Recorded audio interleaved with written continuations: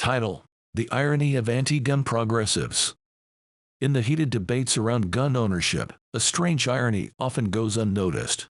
The woke movement, with its emphasis on social justice, frequently targets gun culture as a symbol of violence and oppression. But firearm owners know that they have also served as tools of liberation. The very history of firearms in America is deeply intertwined with the pursuit of freedom, independence, individualism, autonomy, sovereignty, self-determination, and resistance to tyranny. These ideals also lie at the heart of progressive social movements. It is just that traditional progressive social movement also hold high in priority the ideals of equality and community support. From the musket-bearing colonists fighting for independence to the armed abolitionists and escaped slaves who sought liberation, the gun has been seen as a tool against those who would deny basic human rights. It was the weapon that broke the chains of British colonialism and a means to defy the horrors of slavery. Those who championed the Second Amendment envisioned not random violence, but a bulwark against those who would impose their will through force. America emerged from World War II as a global superpower with unprecedented influence. While many devastated nations lacked the industrial and social infrastructure for rapid recovery, the United States, guided by its founding principles, embarked on an extraordinary course. Instead of exploiting this power imbalance for imperial gain, of annexation of global territories, the U.S. committed vast resources to rebuilding war-torn nations over decades.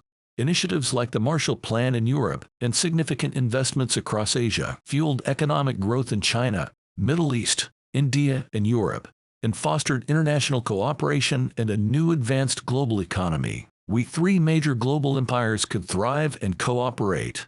This exceptional USA 75-year project extended beyond financial aid, promoting democracy, technological exchange, and active participation in global trade, all aimed toward a more equitable and prosperous world order.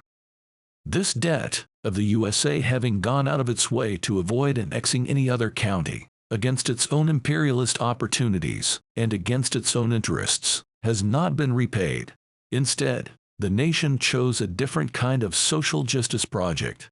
For decades, America invested in rebuilding countries shattered by conflict, spread democratic ideals, transferring trillions of dollars of USD value, manufacturing, and intellectual capital, often in exchange for work and resources, but sometimes for free when it could have instead paid its own people. As USA chose to champion international cooperation over regional well-being on many occasions, such as not developing its energy instead. This unprecedented act of global leadership sacrificed potential industrial, technological, and economic dominance of the world in favor of building a more equitable world via its international police function, which was quite expensive for USA on a 75-year basis. Yet, today's progressive movements sometimes frame gun ownership as antithetical to their values. In their well-intentioned desire to reduce violence, they risk echoing the very tactics used by oppressors throughout history, disarming the vulnerable under the guise of protection. This ignores the complex reality that guns have been both a tool of malevolence and a means toward liberation. Of course, gun violence demands solutions, but a nuanced conversation cannot ignore the historical arc. Many who cherish firearms today see themselves as inheritors of the same anti-colonial, freedom-seeking spirit, the independence spirit that motivates social justice warriors. How can genuine progress be achieved when this profound disconnect remains unaddressed? The simplistic divisions between woke and gun owner must erode. The historical roots of American gun culture, so often painted as reactionary, are tangled with the very principles of justice and liberation that modern progressives champion. Only by acknowledging this reality can we even begin to grapple with the difficult questions about guns, violence, and what kind of society we truly want to create. At Skills Gap Trainer, maybe it is good to remember that accepting really strong gun control might be a bad sign or extreme position, but keeping a balanced perspective on this issue might lead to a balanced society, a centered society. History as a warning. Severe gun control has been followed by acts of violence and genocide throughout history. While not a direct causation, Historical events have proven time and time again a type of correlation, the importance of a balanced and informed approach to firearm regulation, which includes acknowledging and respecting the rights of responsible firearm owners. These instances reflect significant historical moments where the enforcement of stringent gun control regulations coincided with periods of violent conflict, cultural erasure, and ideological upheaval. Russian Revolution, 1917. After the Bolsheviks seized power, a campaign to eliminate symbols of the Tsarist regime ensued. This involved the destruction of statues, renaming of cities, and revision of history textbooks.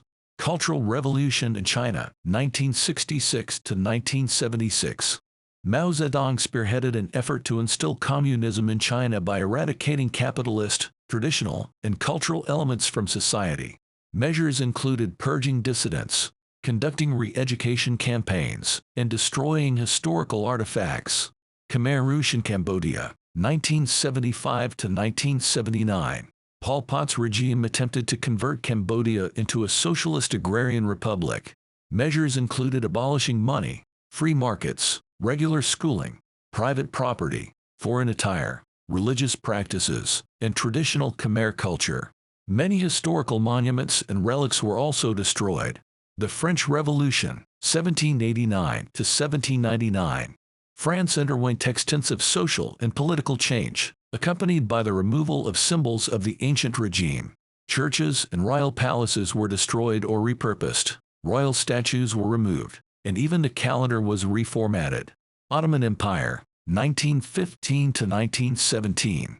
Armenian population disarmed prior to the Armenian Genocide.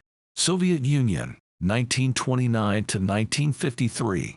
Strict gun control during the Great Purge. Nazi Germany, 1938. Enforced gun control laws prior to the Holocaust. China, 1948. Strict gun control during the Chinese Civil War.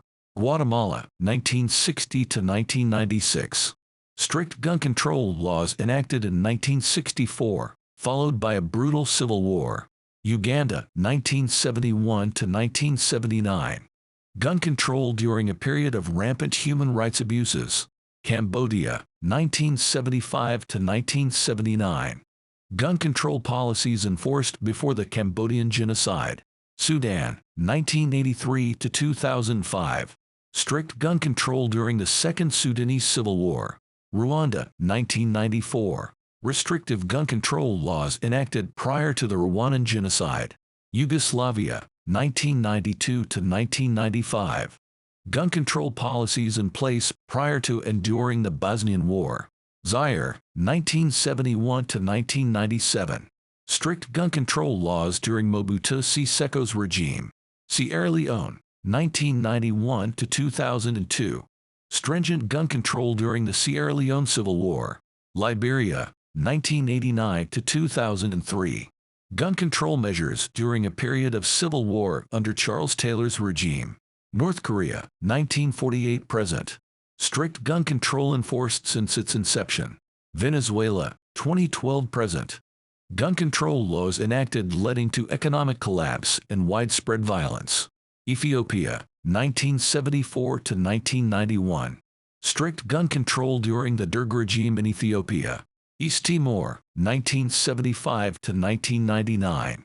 Indonesia enforced gun control in East Timor during its occupation.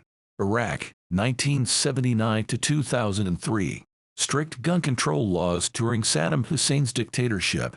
Albania, 1944 to 1992. Stringent gun control during Enver Hoxha's communist regime. Afghanistan, 1978 present. Successive regimes enforcing strict gun control. These instances underscore the profound interplay between firearm regulations, societal instability, cultural transformation, and violent conflict. Saskatchewan backs gun owners and the CCFR. At Skills Gap Trainer, it's great to see political leaders act in a just way or in a manner that can bring about positive results. Like Saskatchewan, we glanced at statistics on Numbeo and observed high crime rates in cities and countries around the world with high levels of unemployment. We also came across some unverified data on social media suggesting that Democrat states, yet highly populated, megacities face problems with violence, chaos, and guns. It's very possible that the chaos in North America stems from leaders of Canada or USA, who, instead of developing low population density communities in Canada or on the coast of USA, as exist in interior red states in USA, and instead of creating new, low population density cities in Canada, to use natural land and farming lifestyle and natural space to ignite future family growth. These leaders of North America contribute to chaos by increasing population density in core, coastal cities of USA. Megacity dense city ideas of what is forecast to become megacity slums with infrastructure collapse as early as 2045 to 2050.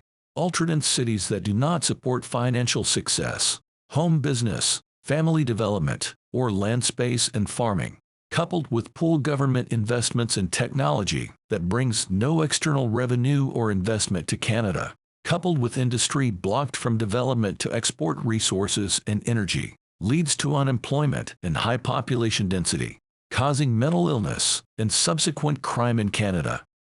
Leaders from Saskatchewan have a solid ground game, it seems, and seem to understand that violence stems from other factors, not from verified PAL, possession and acquisition license holders. It's a shame that the Liberal Party has been fighting the wrong people for 9 years, failing to create a natural ecosystem low-violence living environment that would increase babies, but instead, a high-violence life and chaos for Canadians. One where national dialogue is trapped for a decade on sex talk and gun talk and drug talk and corruption talk, instead of what you would expect a 21st century society to discuss, which would be building new farms, advanced energy fusion, new cities and towns, robotics, artificial intelligence, blockchain and crypto, military empire, tech capitalism and wealth, and Olympic sports. At Skills Gap Trainer 1/Canada faces a pivotal moment: housing crises, rising costs, dwindling public safety, and looming national security threats. It's time for reality actions for #secure future. Let's prioritize people's needs and put a stop to endless and perpetual distractions of Trudeau and Liberal Party. 2.